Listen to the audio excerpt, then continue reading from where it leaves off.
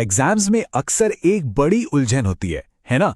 Verb यानी कि क्रिया का सही फॉर्म चुनना। ऐसा लगता है जैसे सारे के सारे ऑप्शन ही सही हैं। लेकिन आज हम एक इतनी आसान तरकीब देखने वाले हैं जिससे यह समस्या हमेशा के लिए हल हो जाएगी। तो चलिए सबसे पहले जरा इस वर्ब फॉर्म की पहेली को समझते हैं। ये एक बहुत ही आम उलझन है जो सीखने वालों को अक्सर बहुत ज्यादा कंफ्यूज कर देती है। तो सबसे बड़ा सवाल यही है, आखिर क्यों सारे ऑप्शन सही लगते हैं? मतलब जब कई विकल्प सुनने में ठीक लग रहे हों तो क्रिया का सही रूप चुनना इतना मुश्किल हो क्यों जाता है? इस उलझन को और अच्छे से समझने के लिए चलिए एक उदाहरण देखते हैं। अब देखिए, ये जो विकल्प हैं, हैव वॉच्ड, वॉच, ये सब सुनने में कहीं ना कहीं सही लिखते हैं। I have watched a movie, I watch a movie. अब होता यह है कि हम इन फ्रेजेस को सुनने के इतने आदी हो चुके हैं कि हमारा दिमाग उन्हें सही मान लेता है, भले ही उस वाक्य का असली मतलब या कॉन्टेक्स्ट कुछ और हो। ठीक है, तो हमने प्रॉब्लम तो समझ ली। अब आते हैं उस सीक्रेट हिंट पर, उस गुप्त संकेत पर जो इस पूरी पहेली को सुलझा देगा। ये एक तरह का चीट कोड है जो इस समस्या को देखने का हमारा नजरिया ही बदल कर रख देगा। और वो चीट कोड या मुख्य तरकीब ये है कि जवाब इस बात में नहीं है कि सुनने में क्या सही लग रहा है, बल्कि जवाब तो वाक्य के अंदर ही छिपे एक सुराग को खोजने में है। तो चलिए अपने पहले उदाहरण पर वापस लौटते हैं। वहां संकेत था येस्टरडे, जो सीधे सीधे पास्ट टेंस यानी भूतकाल की ओर इशारा करता है। तो येस्टरडे शब्द सुनते ही वो सारे ऑप्शन जो पास्ट टेंस के नहीं हैं वो तुरंत हट जाते हैं और हमारे पास सिर्फ एक ही सही जवाब बचता है, वॉच्ड। तो अब सवाल यह है कि आखिर ये संकेत हैं क्या? चलिए सबसे आम टेंसेस के लिए जो सबसे आम सुराग होते हैं उन्हें डिकोड करते हैं। ये टेबल बहुत जरूरी है, जरा देखिए। जनरली या एवरी जैसे शब्द किसी आदत या रूटीन को दिखाते हैं जो कि प्रेजेंट इंडेफिनिट टेंस का संकेत है। यस्टरडे जैसे शब्द सीधे सीधे पास्ट इंडेफिनिट की तरफ इशारा करते हैं।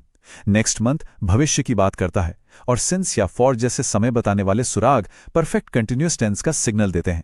ठीक है, तो थ्योरी तो समझ आ गई। अब चलिए इस हिंट सिस्टम को कुछ असली उदाहरणों के साथ एक्शन में देखते हैं।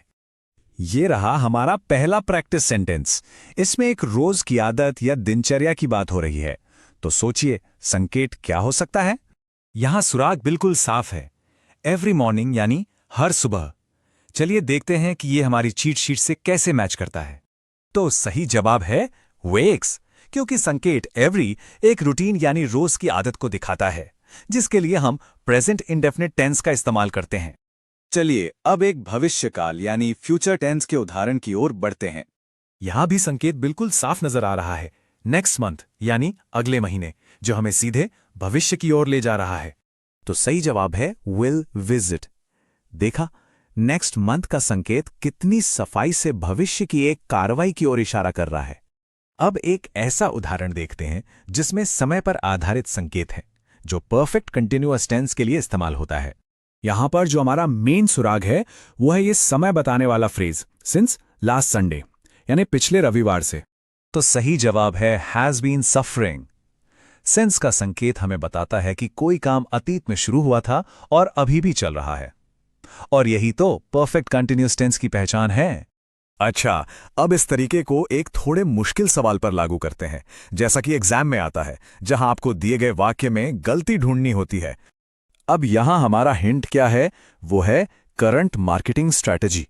देखिए, करंट यानी वर्तमान शब्द का इस्तेमाल हुआ है। इसका साफ मतलब है कि वर्ब भी प्रेजेंट टेंस में होना चाहिए, पास्ट टेंस में नहीं।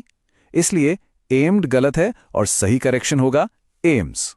तो इन सभी उदाहरणों से एक बात तो साफ हो जाती है, ये सब कुछ एक सीधे सरल 2 स्टेप के फॉर्मूले पर आके टिक जाता है। सफलता के लिए ये 2 स्टेप का फॉर्मूला याद रखिए। पहला, वाक्य में उस संकेत या सुराग को ढूंढिए। दूसरा, जैसे ही वो सुराग मिल जाए बस कॉमन सेंस लगाकर सबसे सही लगने वाला जवाब चुन लीजिए।